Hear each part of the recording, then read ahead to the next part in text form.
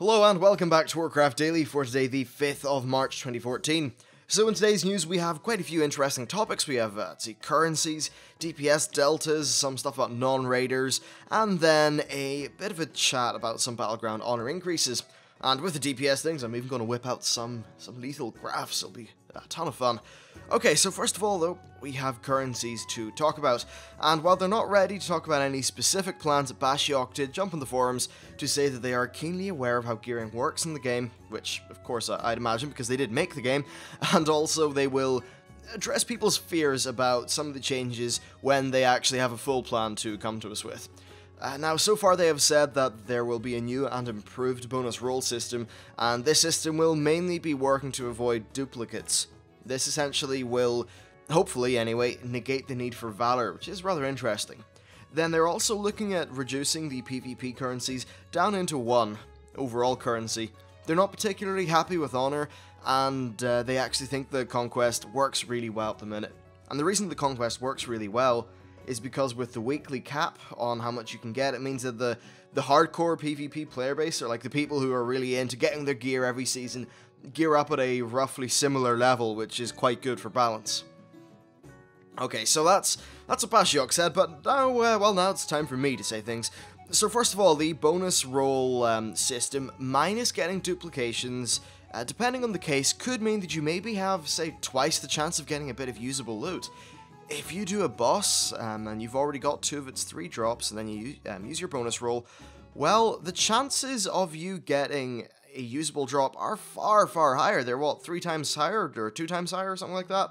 I probably should have thought of the exact number before I said that, but whatever, significantly higher chance. And if you don't get dupes, then really, it's... you could nearly, double the effectiveness of this system, because let's just say 20% of the time you get a bit of loot off a boss. Or maybe 30% of the time, right? Well, of that 30% of the time, perhaps half the time, you are getting a dupe item. Well, imagine if that was 0% of the time.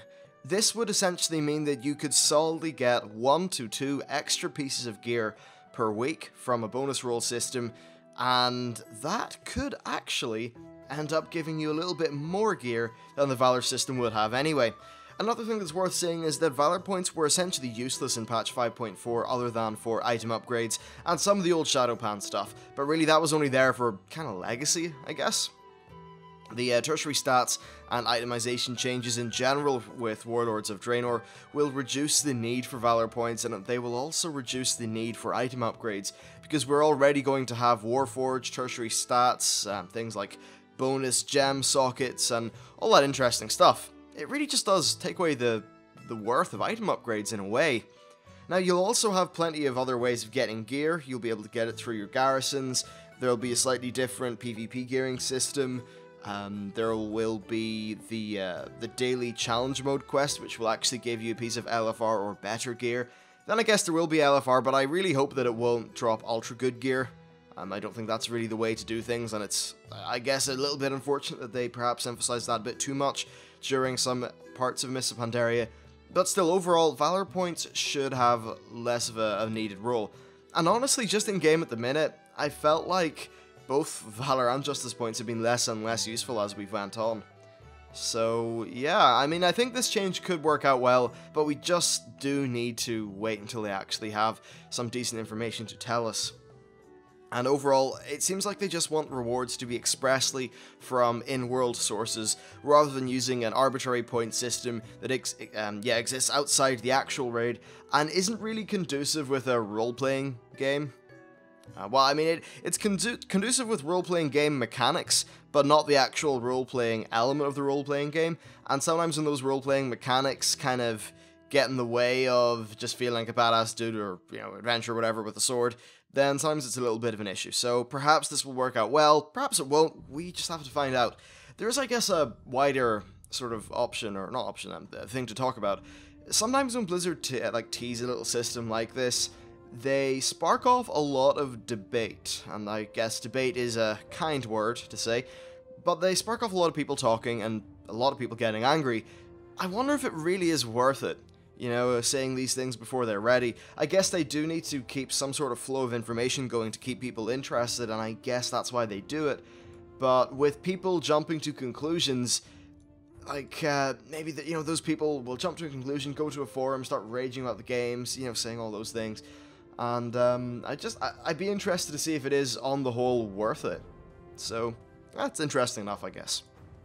Alright, so next, and once again from Bashiok, there's a little bit of talk about DPS deltas and non-raiders, and especially on the DPS sort of side of things, I've got quite a lot to say, and I've got a few graphs from DPS Bot, which are kind of interesting. So first of all, for the whole issue of what do non-raiders do in the game, well, according to Bashiok, there's a lot to do in the game, which of course he would say, and he'd rather that instead of labeling someone as a raider, that people just got to max level, saw the whole breadth of content, and then just did what they thought was fun. And then he said that with the accessibility of Flex increasing, and especially with Warlords of Draenor, and then with LFR being still in existence, there's quite a bit of raiding that could be done outside of a large group. And that is all true, but I think there's one or two things that should be said. First of all, some of the periphery content, like, say, scenarios, has a bit of a lack of staying power. You do a few of them and you never really touch them again. At least for a lot of people. And especially now in patch 5.4, where their gear rewards are honestly not particularly useful, there's just not much of a point in scenarios, or even heroic scenarios. And then I think also pet battles are of a limited appeal, and the same can be said for challenge modes. Sure, there is definitely a lot of variety, but it really just, it does funnel down to it being raid and PvP. That's perhaps a bit of an issue there. Now, one thing that's worth saying though is that in Warlords it should get a lot better. Ashran and Garrisons both will have a much wider appeal, and I think Ashran especially was something that was missing, because even if you weren't a PvP player, there was still quite a lot of fun to be had in Wintergrasp with the daily system, and then Archivon, Emelon, Torlon, and friends who you could go and kill once you won Wintergrasp. That stuff was really fun, actually. And now that there is at least a semblance of that back in the game, I think that should provide some decent gameplay for quite a lot of people. Then Garrisons are going to, I think, be quite popular. They will be putting in more gameplay into these than, say, the farms had, so, you can send your followers on quests and missions and things like that. They'll get loot for you, you can develop your garrison, level it up, and then I think they're probably going to be adding more and more bits of gameplay and things as the expansion goes on. And it's probably, of course, worth saying that I guess they haven't really said absolutely everything about Garrisons yet. Like, other than the art reveal, we haven't heard a great deal since BlizzCon, so I'm sure they're going to be able to tell us quite a bit more than we already know at some point, hopefully in the near future. Okay, so now that that's talked about, let's move on to DPS deltas. Now, this is an interesting issue, and perhaps one that people get needlessly angry over, and I think I do have a reason as to why they do that. Anyway, so as is the usual in the forum, someone was complaining about their heroic raiding guilds somehow using 17 Shadow Priests and about 8 million Warlocks. So Bashiok pointed out that mathematically the difference between the highest and lowest DPS is really more narrow than ever has been. One thing I think he did kind of fail to mention how some classes like, say, Warlocks are a little bit overtuned and sort of skew out the numbers, but, well, that's stuff that other Blizzard posters have talked about already. Anyway, though, if you remove the overpowered and, well, the very overpowered and very underpowered specs, which is probably about 3 or 4 specs in total, then you would actually see that the DPS numbers are rather similar, and they fit into really a tight enough little grouping of classes with similar DPS. I think that one of the reasons why people get so angry is that people blame class balance on their own lack of skill, and that really is a bit of a problem. There's times I've seen hunters who have better gear than me because they've rated more, do less DPS than me, and then bitch about how classes like, say, hunters are underpowered, which, by the way, is not true. We are in a very good spot at the minute. Pretty decently balanced. And it's just, yeah, people are often not very good at self-criticism, and I think that if you really want to be a competitive raider or something like that, self-criticism is a very important skill, and a lot of raiders just don't have that because their solution is often not to improve themselves, but just to moan about how it's the game's fault. I guess that's just an inherent human thing. But anyway, even if you are playing a really middle-of-the-road spec, you can still top the meters if you play skillfully. I remember back in patch 5.2, when hunters were basically very middle-of-the-road, the highest DPS people in our raids consisted of hunters. When I was going out into LFRs and just other bits of content like world bosses, I was consistently top 3, even though I was apparently playing a slightly underpowered spec. If you looked at some of the raid meters and things that were going on around the place. So yeah, I think it's just worth saying though that Overall, the Basses are really balanced pretty decently, especially those who fit into that majority grouping of classes that are in and around the median DPS. So one thing that I'm going to do now is have a look at some graphs, and these are from DPS Bot, and DPS Bot, despite it, the name having bot in it, it's not a bot. It actually takes parses from World of Logs, so this is really getting a pretty decent slice of the raiding population's damage. First of all, though, I'm going to look at 25 Heroic. And on 25 Heroic, you can see that there's a clear grouping of classes that are in and around that 300 and 320k DPS range. And I think the 20,000 damage is really a pretty okay variance. It's, okay, maybe like, what, 10% at most? Actually, it's under 10% of a variance, which, considering how the classes are generally all quite different, and specs are different, that's pretty good going. And I can tell you from, someone who played a lot during the end of Burning Crusade and Wrath of the Lich King, there was definitely a time when, there being a clear grouping of around that median DPS, that was just not a thing. The variance in class damage was all over the place, even, way more so than it was now. So what you can see there is that those classes that are in and around the median DPS are really balanced pretty correctly, actually.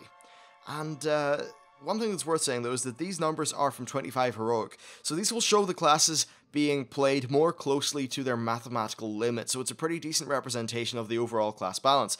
And all I can say is look at those damn Warlocks. Turns out if you play a Warlock well, you are going to do disproportionately well in terms of your damage, which is certainly rather interesting.